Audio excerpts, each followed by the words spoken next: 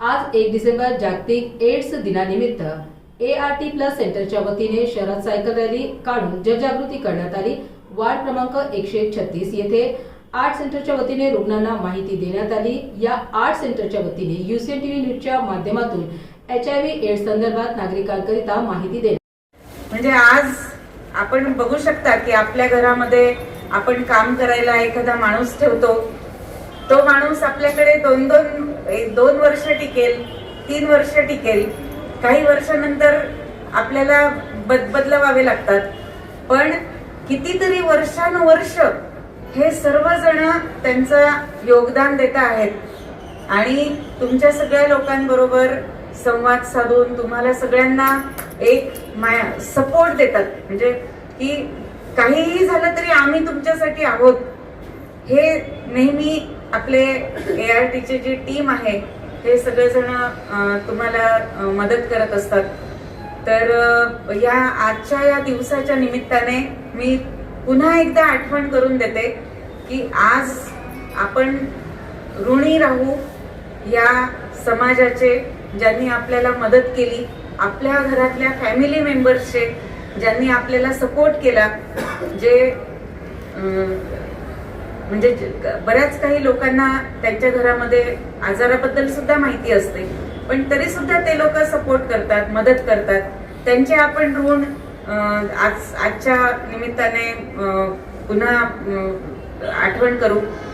नंतर ज्यांनी ह्या प्रोग्राम मध्ये फ्रीली सर्व आपल्याला उपलब्ध करून दिलेले आहेत, नियमितपणे कधीही याच्यामध्ये ब्रेक न होता औषधोपचार उपलब्ध करून दिलेले आहे, त्यांचे आपण आज ऋण आठवू।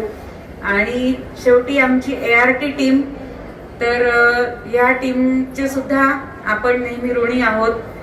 तर या निमित्त जर कुणाला काही अडचणी असतील, कुणाला काहीही प्रॉब्लेम असेल, तर कधीही तुम्ही इथे येऊन आमचे हे डॉक्टर साळवे आहेत, सगळ्यात सिनियर आहेत, यांच्याबरोबर तुम्ही कधीही तुमच्या कोणत्याही अडचणी असो तुम्ही त्यांच्याबरोबर बोलू शकता। आणि आजच्या या दिवसाच्या निमित्ताने एक लक्षात घ्या, आज या आजारावरती जे एकच फक्त गोळी आपल्याला घ्यावी लागते आणि ती गोळी जर आपण महिनाभर व्यवस्थित घेतली तर आपल्या शरीरामधले जे जंतू आहेत हे नगण्य राहतात। म्हणजे एकही जंतू आपल्या रक्तामध्ये सापडणार नाही याची गॅरंटी असते।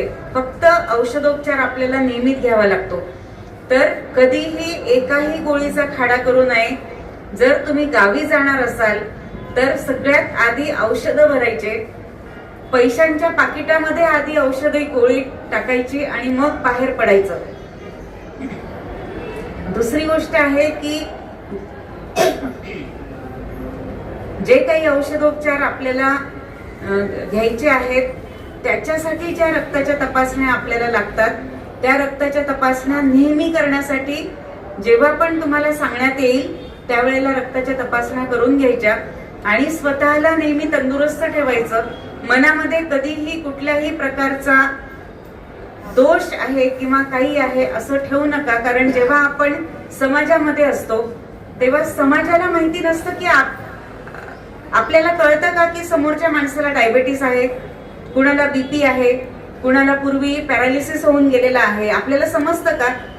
तसंच समाजातल्या लोकांना सुद्धा कळत नसतं की आपल्याला कुठला आजार आहे। त्याच्यामुळे मनामध्ये न्यूनगंड ठेवू नका। आणि आता जशी एका गोळीवरती, 1 किंवा 2 गोळ्यांवरती जसं आपण आजार कंट्रोल करू शकतो, आता एक इंजेक्शन आलेलं आहे, जे इंजेक्शन अजून भारतामध्ये उपलब्ध झालेलं नाहीये, जे 6 महिन्याला फक्त 1 इंजेक्शन घ्यावं लागतं आणि आपण आपल्या आजाराला कंट्रोल ठेवू शकतो।